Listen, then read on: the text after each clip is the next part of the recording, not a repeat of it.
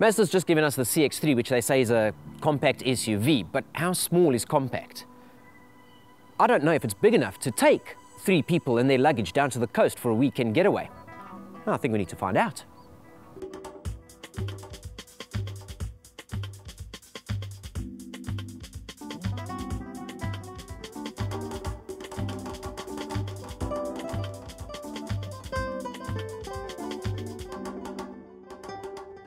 Right, so the sun has risen and we're about to... Yeah, okay, almost risen. All right, we haven't seen the sun. We left at about 6 o'clock this morning. It was overcast and it was misty and pretty dark actually. And well, it's just after 8 o'clock now and we still haven't seen the sun. Great going. But in any case, it's not about the weather. It's not so much about the trip as it is the comfort and the convenience on the trip on the way down. And the Mazda CX-3, this 2-litre auto individual, is, well, not really blowing us away, but I don't think it's cramping our style too much either. I'm sitting here, I mean, I'm an average size adult, I've got a fair amount of legroom here. The transmission tunnel does encroach a little bit, but when we discuss the interior a little later on, we'll chat about that. Lawrence, you're sitting okay? I could probably do Michael Flatley's feet of flames down the bottom here. Darren, I don't know about you, mate. You look a bit cramped at the back. Yeah, well, I'm a 5'8" individual, and I couldn't imagine anybody taller than me sitting in the back here. They have accommodated a little bit in the roof, but if I had to move forward, you can see it kind of takes my cap. Yeah, I can't close my legs, so I have to sit with my legs open, and for a 6-hour trip, that can be quite painful. Yeah, That's going to be a little rough, yeah. I'm going to climb out the car with a bit of knee cramps. And of course, you're sharing the back seat there with, sadly, some of the luggage. Yes. Yeah, we didn't quite have space in the boot for all of it. Oops.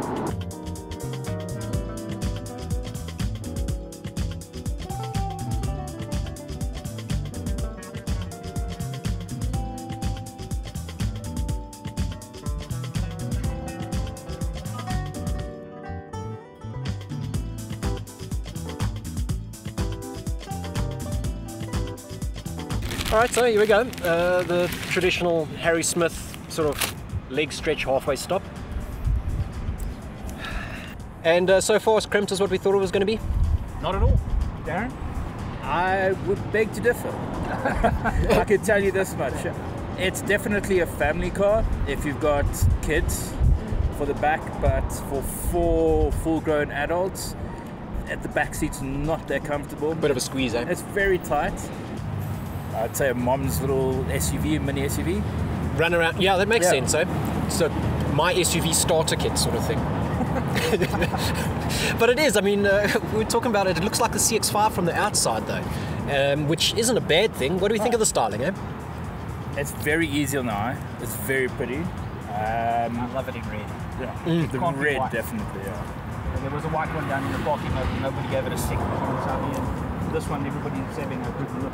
Yeah, I mean, it's not a new car, and we parked it here just away from the people, and, you know, several people coming up to it and some taking photos of it, so it is pretty. I mean, it looks like the CX-5. It's not a bad thing. You really need to take a look at that rear sort of C-pillar to be able to spot that it is, in fact, a CX-3. And it's just a Mazda 2 on steroids, like you were saying. Much, yeah.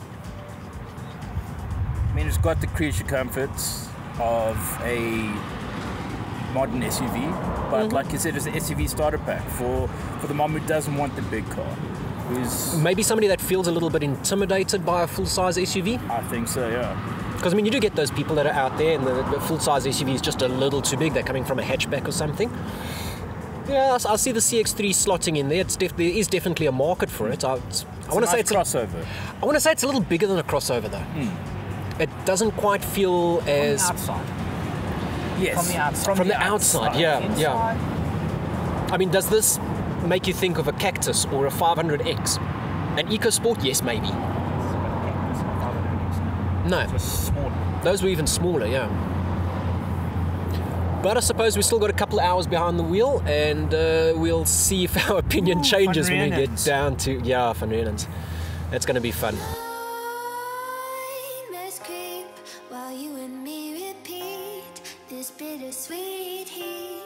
Suffocating, I'm waiting and always Right, well now it's just past 11 o'clock. We left at 6, so we've been in the car for about 5 hours. And, well, so far, pretty much all I can say about the Mazda CX-3 is that it's agreeable. It's not rubbing me up the wrong way, but there's nothing that's really worth writing home about either. I mean, some of the good points, it looks good on the outside, and the seats are pretty comfortable. I've got no problem. I'm pretty comfortable. I mean, the front seats themselves, I find are actually quite comfortable. I'm not really feeling much fatigue from them, and they're fairly supportive. This is, you know, in all the Mazda products we've had, I've always had one thing about them that I like, and for the CX-3, I'm getting this. It's these seats. Seats are a lot nicer. Seats. Yeah. What I'm not so crazy about, this interior. It looks like Mazda took all the best parts of all the Mazda vehicles, threw them in a blender, and we have hit frappe. Yes, because we have black vinyl, suede, red leather, carbon fiber effect, brushed aluminium, and piano black. And it's a Mazda 2, Mazda 3, CX-5, Mazda 6. I'm kind of trying to find the BT50, and yeah, I think that might be in the back there. Well, you definitely not in the back here, and neither is the CX-5. It is half the CX-5. Only half the CX-5. Well, other than that, I can't really slate the car. It's not bad. I mean, what we're raising here are criticisms, but we really are picking it apart. Like I say, it's agreeable. I can't find a reason to really dislike it, mainly because I'm not sitting in the back. But there's nothing that's really also jumping out and saying, hey, buy me. It's that. But what we're actually really talking about here is the drive. And we are undertaking an 8-hour drive to the coast. And yes, I'm comfortable. The interior might not be, you know, Porsche or anything, but this thing hasn't skipped a beat. In 5 hours, over a number of mountain passes and overtaking trucks and taxis and whatnot, and just about everybody else that's going down for Comrades Weekend. Yeah, fantastic. Great timing. Exactly. And what a way to give you a rundown on the car. And to put it through its paces. You know what I'm saying? I think we get it. No, the drive has been excellent. Small criticism in terms of shortcomings. Top of the range model, 2-litre individual auto. I would have thought that it would have had digital climate control, and it's only got rotary dials.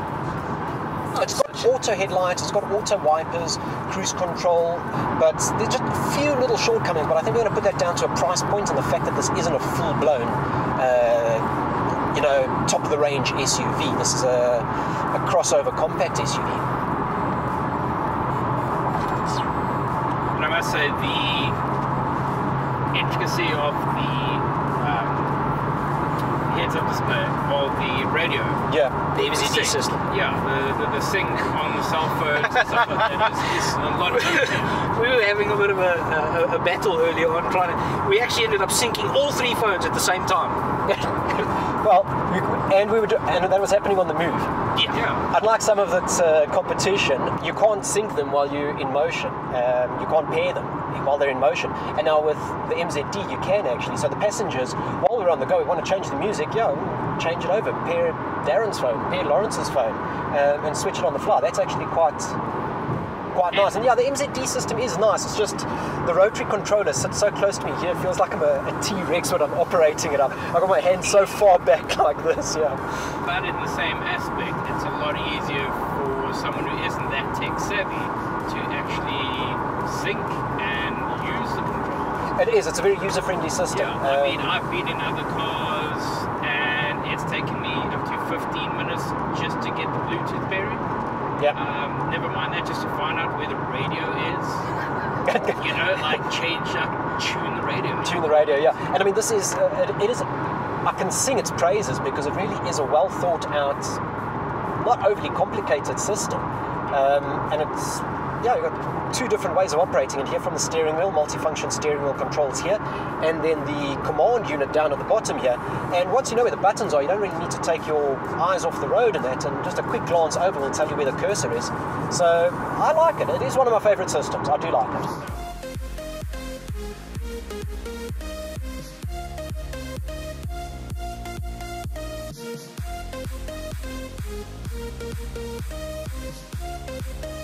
Right, so here we go, we've climbed off the Nash, and we're now doing, well, some B roads down to the south coast, and this gives us the opportunity to do two things. Firstly, it lets us see some of the beautiful country, and of course KZN has some beautiful landscapes that are just off, you know, the main routes, and we highly recommend, you know, you take a road that's not one of the nationals to go and get to your destination. You'll be pleasantly surprised. The surfaces aren't terrible, They're not great either. but they're not great either, and that leads us to the second thing that we can experience here, and that is, well, how compliant the chassis and suspension is.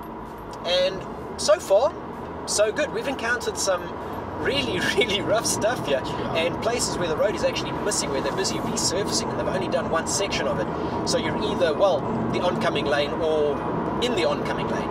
And I'm pleasantly surprised that despite the big wheels and tyres, that this CX-3 is actually soaking it up without a hassle. It is very comfortable, in fact. Oh, well, comfortable in terms of the suspension.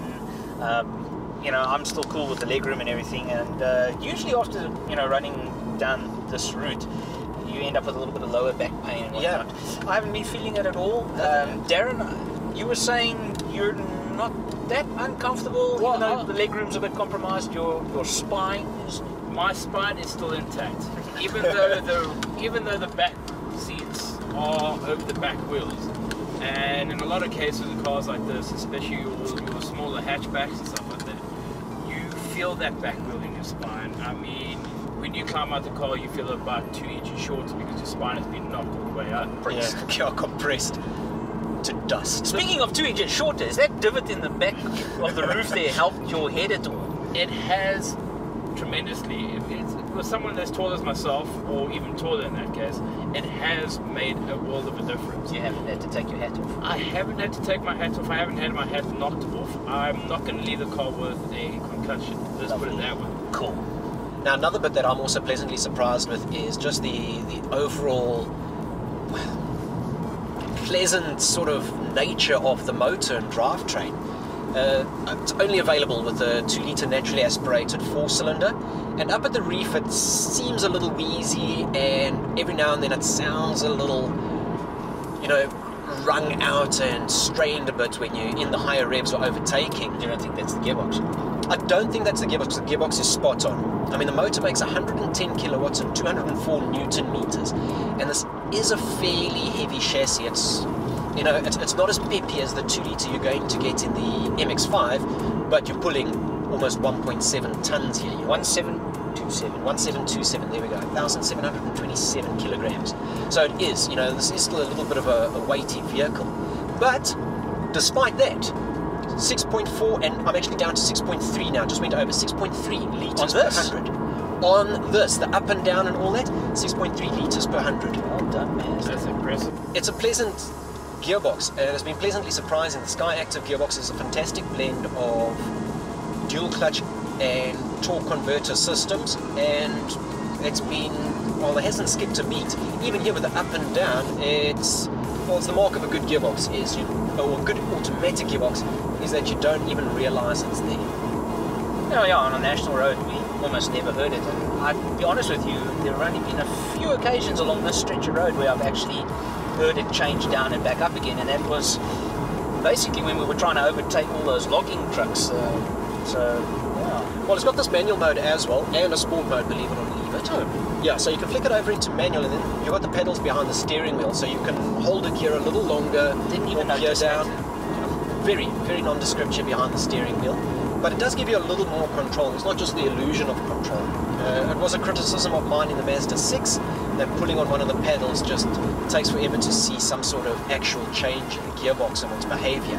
But this, considerably quicker, so they've reprogrammed it. More of an engaging drive. Much more. You know, on these roads, had there been a better surface and had there been a little better visibility around the corners, you'd almost be tempted to take this car with its sort of compliant chassis and this gearbox response and, yeah, even the motor, and, you know, drive it in a spirited way, yeah. Okay.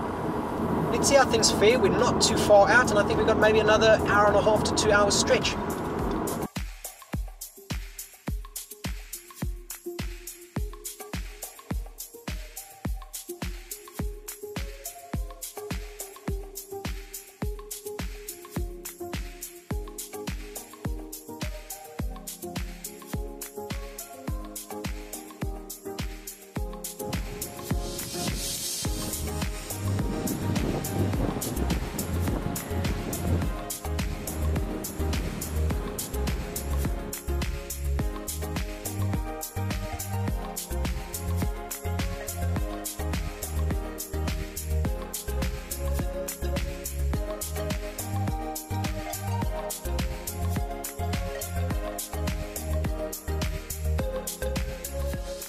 Yeah, here we go. We made it pretty much in one piece. The car behaved well, drives fantastically, didn't battle with the uphills or the downhills, and the motor has come alive down here at the coast. Darren, you're going to argue a little bit on the comfort point coming from the back seat. Most definitely. Like I said, when we were riding on the B roads, it's comfortable considering you're over the back wheel, but you're not going to be taking a rugby team anytime soon in the back of that car. Maybe a team of jockeys, but yeah, that's about it. It's legroom is an issue. So it's better suited for somebody like Lawrence, you know. But your wife, 2 kids. Most definitely. Good. Yeah, if you've got the 2 kids, you can do the adults, but just not a long trip like this.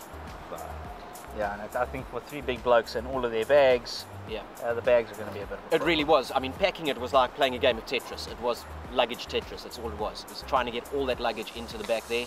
And if you've got a family and daughters, you're going to This battle. is a matter of interest. What does this particular model come in at? This one comes in at 342, which is where it tops out. But it starts, the Mazda CX-3 starts, and you're still getting a 2-litre motor, 270. Well, that's not bad at all. So it's not a bad SUV starter pack. Most definitely. You know, if you're upgrading from a hatch and you want to get into something a little bigger, a little more trendier, a little more stylish, yeah, you can take a look at this. It's a fun drive, it's an engaging drive, but it's not going to be that final solution to your family holidays. Well, speaking about drives, we have to go back now. Yeah, we're going to need to go back.